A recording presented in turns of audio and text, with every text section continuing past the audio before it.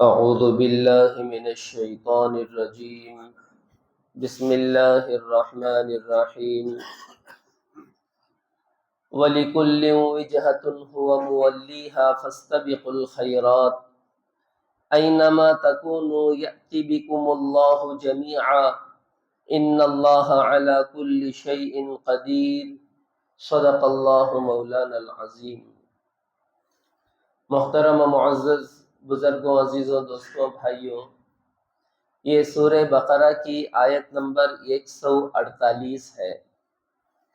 اس آیت کریمہ میں اللہ رب العزت نے ایک تو یہودیوں کے اعتراضات کا جواب دیا ہے، اور دوسرے ہر ملت کے اپنے اپنے قبلے کے ہونے کا تذکرہ کیا ہے، اور اللہ رب العزت نے نیکیوں کی طرف سبقت کرنے کی ساری امت مسلمہ کو ترغیب دی ہے۔ بزرگوں، عزیزوں، اللہ رب العزت نے فرمایا وَلِكُلٍّ وِجْهَةٌ هُوَ مُوَلِّيهَا، ہر جماعت کے لیے ایک جہت ہے جس کی طرف وہ اپنا رخ کرنے والے ہیں۔ دیکھو، اس کا ایک مطلب تو یہ ہے کہ خانہ کعبہ پوری دنیا کا سینٹر ہے۔ کعبۃ اللہ پوری دنیا کے بیچوں بیچ ہے، اور خانہ کعبہ کے چاروں طرف دنیا آباد ہے۔ جیسا کہ ہم نے اس سے پہلے یہ بات بتائی تھی، اللہ رب العزت نے جب اس کائنات کو بنایا تو کائنات کے بعد سب سے پہلی چیز جو اس زمین پر بنائی گئی وہ ہے خانہ کعبہ، جس کو فرشتوں نے تعمیر کیا۔ ایک روایت کے مطابق خانہ کعبہ کی تعمیر کرنے والے سب سے پہلے فرشتے تھے، اور ایک روایت کے مطابق سب سے پہلے خانہ کعبہ کو تعمیر کرنے والے خود حضرت ابراہیم علیہ السلام تھے۔ تو زمین پر سب سے پہلے خانہ کعبہ بنائی گئی، بلکہ زمین کی ابتدا ہی اس جگہ سے بھی جہاں اب خانہ کعبہ ہے، تو وہاں سے زمین پھیلی ہے۔ حدیثوں میں اس کی مثال دی گئی کہ جیسے روٹی کا پیڑا ہوتا ہے، اسے رکھ کر خواتین اسے بیلتی ہیں تو روٹی وہ پھیلتی جاتی ہے، اسی طریقے سے زمین کو وہاں سے پھیلایا گیا اور پوری دنیا میں پھیلایا گیا۔ تو خانہ کعبہ پوری دنیا کا سینٹر ہے، اور اس کے چاروں طرف ہر سمت میں لوگ آباد ہیں۔ جب ہر سمت میں لوگ آباد ہیں تو ہر ملک والوں کے لیے، ہر علاقے والوں کے لیے قبلہ بدل جائے گا، یعنی قبلہ نہیں بدلے گا، قبلے کی جہت بدلے گی۔ جیسے ہمارے لیے مغرب کی جانب قبلہ ہے تو دوسروں کے لیے مشرق کی جانب ہے، کسی کے لیے جنوب کی جہت میں ہے، کسی کے لیے شمال کے جہت میں ہے۔ تو مختلف لوگوں کے لیے مختلف جہتیں قبلہ ہیں۔ تو اس آیت کریمہ کا ایک مطلب تو یہ ہے کہ دنیا جہان میں بسنے والے تمام لوگوں کے لیے قبلے کی جہتیں مختلف ہیں۔ کسی کے لیے مغرب ہے، کسی کے لیے مشرق ہے، کسی کے لیے جنوب ہے، کسی کے لیے شمال ہے۔ ایک مطلب تو یہ ہے، اور اس آیت کریمہ کا دوسرا مطلب یہ ہے کہ یہود جو مسلمانوں پہ اعتراض کر رہے ہیں قبلے کا حکم بدلنے کے بعد، یہ اعتراض کی کوئی وجہ نہیں ہے، اس لیے کہ ہر قوم میں، ہر ملت میں قبلے مختلف رہے ہیں۔ جیسے یہودیوں کے لیے بیت المقدس قبلہ بنایا گیا تھا، یہ حکم اللہ کا تھا، اسی طریقے سے مسلمانوں کے لیے خانہ کعبہ قبلہ بنایا گیا۔ اور بنی اسرائیل سے پہلے حضرت ابراہیم علیہ السلام، اور حضرت ابراہیم علیہ السلام سے پہلے حضرت آدم علیہ السلام تک جتنے انبیاء علیہ السلام ہیں، ہر نبی کا قبلہ پہلے خانہ کعبہ تھا، پھر بیت المقدس قبلہ بنا، پھر خانہ کعبہ قبلہ بنا۔ تو قبلے کا حکم آج نہیں بدلا ہے، بلکہ قبلے کا حکم اس سے پہلے بدلا ہے۔ حضرت ابراہیم علیہ السلام کے بعد بھی تو قبلے کا حکم بدلا ہے۔ تو یہ اعتراض کرنے کی وجہ نہیں ہے مسلمانوں پہ، یہ دیکھو بھی بیت المقدس کو چھوڑ کر پھر مسلمانوں نے خانہ کعبہ کو قبلہ بنا لیا۔ یہ تو حکم اصل میں قبلہ اصل نہیں ہے، تعمیل حکم اصل ہے۔ اللہ کے حکم کو ماننا اصل ہے، اللہ کی اطاعت و فرما برداری کرنا اصل ہے، اللہ نے جہاں خانہ کعبہ کی طرف رخ کر کے نماز پڑھنے کا حکم کیا تو خانہ کعبہ کی طرف رخ کر لیے، پھر بنی اسرائیل کو حکم ہوا بیت المقدس کی طرف رخ کر کے نماز پڑھو تو بیت المقدس کی طرف رخ کر لیے، پھر مسلمانوں کو حکم ہوا کہ پھر خانہ کعبہ کی طرف رخ کرو تو رخ کر لیے۔ تو یہ حکم اللہ کا ہے۔ جیسے نصارہ نے کیا کیا، مشرق کی جہت کو اپنا قبلہ بنا لیا، حالانکہ وہ حکم اللہ کا نہیں تھا۔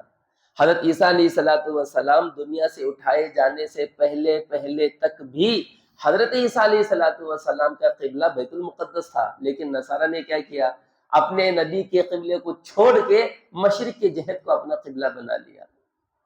تو بہرحال محترم و معزز سامعین کرام، اللہ رب العزت نے اس آیت کریمہ میں یہ دونوں باتیں بیان فرمائی کہ قبلے کی تبدیلی کا جو حکم ہے وہ ہر ملت کے لیے اللہ رب العزت نے مختلف دیا ہے، اور یہ اصل یہاں پر اللہ کے حکم کی تعمیل ہے۔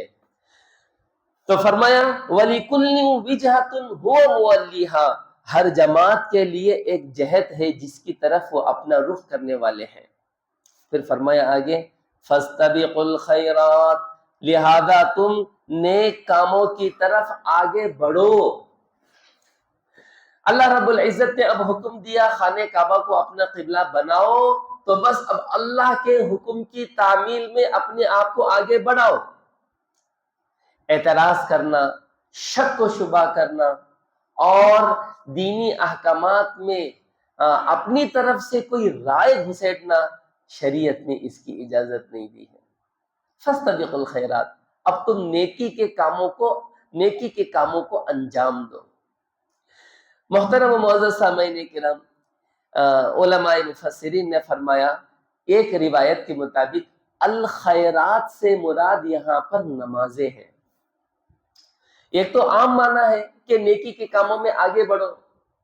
نیکی میں سب سے اہم نیکی جو ہے ایمان کے بعد، یاد رکھیں بزرگوں دوستوں، ایمان کے بعد سب سے اہم عمل جو ہے شریعت میں وہ نماز ہے۔ سب سے اہم عمل نماز ہے۔ اس وجہ سے ایمان کے بعد سب سے پہلے جو عمل بندے پر فرض ہوتا ہے وہ نماز ہے۔ تو الخیرات سے ایک تفسیر یہ مراد دی گئی کہ الخیرات سے مراد نمازیں ہیں۔ فاستبقوا الخیرات، نمازوں میں آگے بڑھو۔ نماز کا وقت ہو گیا تو پھر نماز کے وقت ہونے پر نماز کی ادائیگی کی فکر کرو، آپ نماز کے عمل کو انجام دو۔ نماز کے بارے میں کوئی غفلت، لاپرواہی، سستی، کاہلی مت کرو۔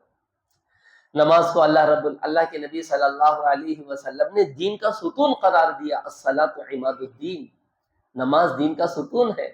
جس نے نماز کو قائم کیا اس نے پورے دین کو قائم کیا، اور جس نے نماز کو چھوڑ دیا گویا کہ اس نے پورے دین کو چھوڑ دیا۔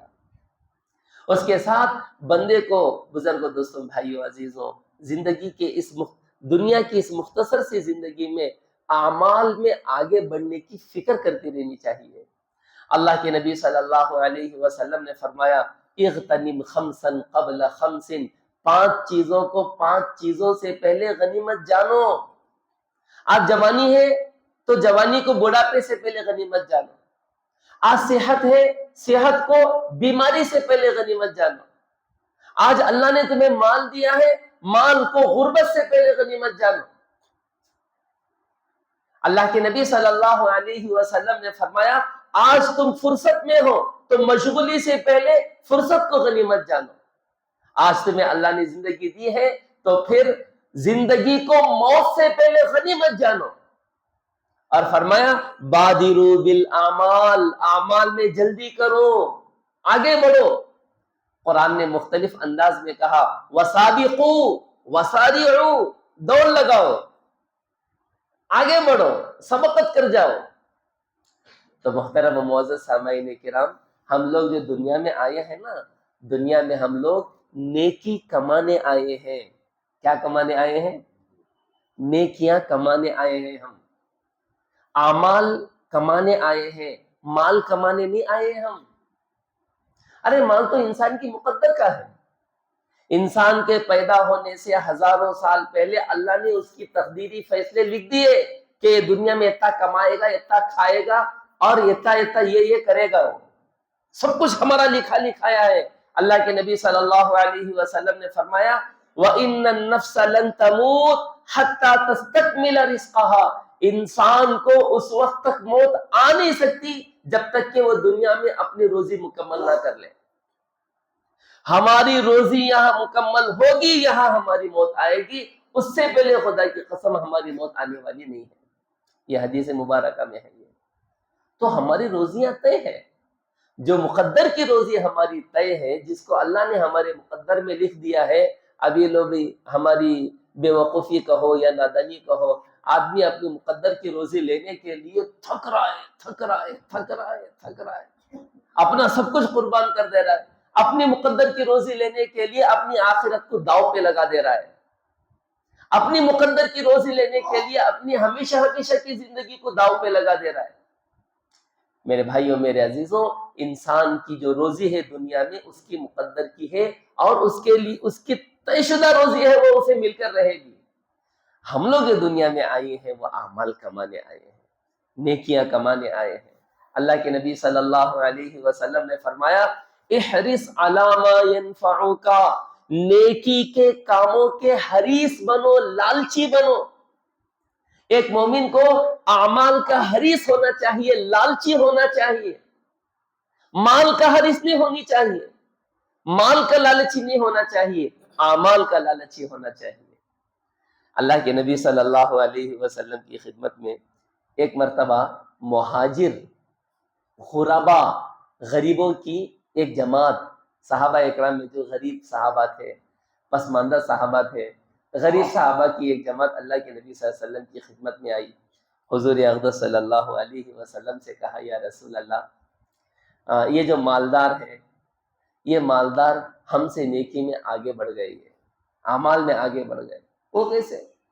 یا رسول اللہ، ہم بھی روزہ رکھتے ہیں، یہ بھی روزہ رکھتے ہیں، ہم بھی نمازیں پڑھتے ہیں، یہ بھی نمازیں پڑھتے ہیں، لیکن یہ لوگ، ان کے پاس مال ہے، یہ صدقہ خیرات کرتے ہیں، ہمارے پاس مال نہیں ہے، ہم صدقہ خیرات نہیں کر سکتے، صدقہ خیرات میں ہم ان کی برابری نہیں کر سکتے. یا رسول اللہ، ان کے پاس مال ہے تو مال کے ذریعے نیکی میں آگے بڑھ گئے، لیکن ہمارے پاس مال نہیں ہے تو ہم مال والی نیکی ہم نہیں کر سکتے. اللہ کے نبی صلی اللہ علیہ وسلم نے فرمایا کہ میں تمہیں ایک ایسا عمل بتاتا ہوں، اگر وہ عمل تم کر لو گے تو تم ان سے بھی آگے بڑھ جاؤ گے، اور تم سے آگے کوئی شخص اس وقت تک نہیں بڑھے گا جب تک کہ وہ بھی وہ کام نہ کر لے. پھر حضور پاک صلی اللہ علیہ وسلم نے ان کو ایک فارمولا دیا، ہر فرض نماز کے بعد سبحان اللہ 33 مرتبہ، الحمدللہ 33 مرتبہ، اللہ اکبر 33 مرتبہ پڑھ لیا کرو. اب غریب صحابہ کو مل گیا فارمولا. اب نماز ہو گئی، فرض نماز کے بعد بیٹھ گئے، سبحان اللہ سبحان اللہ سبحان اللہ پڑھتے پڑھتے. اب صحابہ نے دیکھا کہ بھی یہ لوگ بیٹھ کے کیا پڑھ رہے ہیں. میرے بزرگ دوستوں، صحابہ کا مزاج جو اللہ کے نبی صلی اللہ علیہ وسلم نے بنایا تھا، یہ نیکی کے کاموں میں ایک دوسرے سے سبق لینے والے تھے. آج بس آدمی کو دنیا کی فکر، دنیا کا ٹینشن، دنیا کی دھن، دنیا کا جنون ذہنوں میں، دماغوں میں ایسا جنون چڑھا ہے، اٹھے بیٹھے سوتے جاگتے چلتے پھرتے، انفرادیت میں، اجتماعیت میں، گھر میں، بازار میں، دوستوں میں، بیوی بچوں میں، ہر جگہ دنیا کے تذکرے، ہر جگہ دنیا کے تذکرے، ہر جگہ. ہم تو ڈوبے ہیں صنم، تم کو بھی لے کے ڈوبیں گے. خود تو دنیا میں ملوث ہو گئے، اپنے بچوں کو بھی ویسے ٹرینڈ کر رہے ہیں. ہمیں بچوں کو ایسا کمانا، ویسا کمانا، یہ ڈگری، وہ ڈگری، یہ جاب، وہ جاب. باپ بچے کو صرف دنیا کمانا سکھاتا ہے، صرف دنیا کا لالچی اور حریص بنا کے چھوڑ دیتا ہے باپ بچے کو. پھر کیا ہوتا ہے؟ وہ ایسا دنیا کا حریص اور لالچی بن جاتا ہے کہ وہ اپنے ماں باپ کو بھی بھلا دیتا ہو. میرے بھائیوں، میرے عزیزوں، اللہ کے نبی صلی اللہ علیہ وسلم نے جب صحابہ کرام کو یہ تسبیح دی تو صحابہ فرض نماز کے بعد بیٹھ کر پڑھنے لگے. مالدار صحابہ نے دیکھا کہ یہ کیا پڑھ رہے ہیں بیٹھ کے. انہیں معلوم ہوا کہ اللہ کے نبی صلی اللہ علیہ وسلم نے انہیں یہ تسبیحات دی ہیں. تو پھر دوسرے دن مالدار صحابہ بھی بیٹھ کر پڑھنا شروع کر دیے. پھر غریب بیچارے آئے اللہ کے نبی صلی اللہ علیہ وسلم کی خدمت میں، یا رسول اللہ، یہ مالدار پھر ہم سے آگے بڑھ گئے، کیوں؟ وہ بھی یہ تسبیح پڑھنا شروع کر دیے. اللہ کے نبی صلی اللہ علیہ وسلم نے فرمایا، ذالک فضل اللہ یؤتیہ من یشاء. ارے یہ اللہ کا فضل ہے، اللہ جسے چاہے اسے دے دیتے ہیں. اللہ مال بھی خرچ کرنے کی توفیق دے دیے اور اعمال کی بھی اللہ توفیق دے دیے، اللہ کا فضل ہے یہ۔ تو میرے بھائیوں، میرے عزیزوں، اللہ نے ہمیں صحت دی ہے، صحت کے ذریعے اعمال کماؤ۔ اللہ نے ہمیں مال دیا ہے، مال کے ذریعے اعمال کماؤ۔ بڑا بدنصیب ہے وہ مالدار، اللہ نے جسے مال دیا ہو اور وہ اپنے مال کے ذریعے اپنی آخرت نہ کمایا ہو۔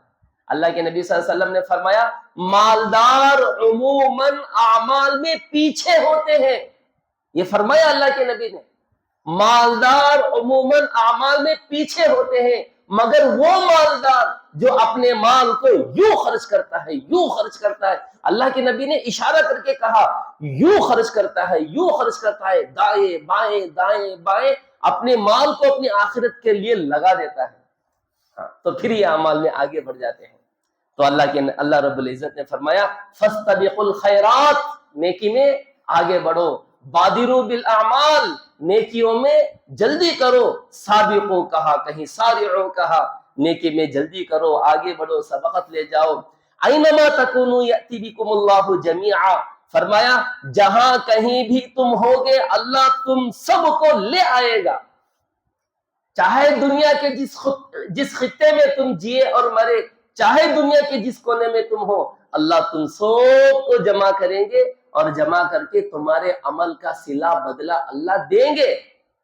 انکم معروضون علی اعمالکم، تم اپنے عمل کے بنسبت اللہ کے سامنے کھڑے کیے جاؤ گے۔ سب کو موت آنی ہے اور موت کے بعد سب کو اللہ کے دربار میں جمع ہونا ہے، اسی کو فرمایا اینما تکونوا، تم جہاں کہیں رہو، یأتی بکم اللہ جمیعا، تم سب کو اللہ لے کر آئیں گے۔ ان اللہ علی کل شیء قدیر، اللہ رب العزت ہر چیز پر قدرت رکھنے والے ہیں، اللہ کو ہر چیز پر قدرت ہے، اللہ ہر چیز پر طاقت ہے۔ تو محترم و معزز سامعین کرام، تو یہ سورہ بقرہ کی آیت نمبر 148 ہے، اس میں اللہ رب العزت نے نیکیوں میں سبقت کرنے کا حکم بھی دیا اور ہمیں آخرت میں جمع کرنے کا انٹیمیشن بھی دیا کہ بھی تمہارے مرنے کے بعد ہم تمہیں کیا کریں گے، دوبارہ جمع بھی کریں گے، اور قبلے کے تعلق سے یہودیوں کے اعتراضات کا جواب بھی دیا۔ اللہ رب العزت سے دعا ہے اللہ جل شانہ ہمیں عمل کی توفیق عطا فرمائے۔ سبحان اللہ و بحمدہ، سبحانک اللہم و بحمدک، ونشہد ان لا الہ الا انت، ونستغفرک ونتوب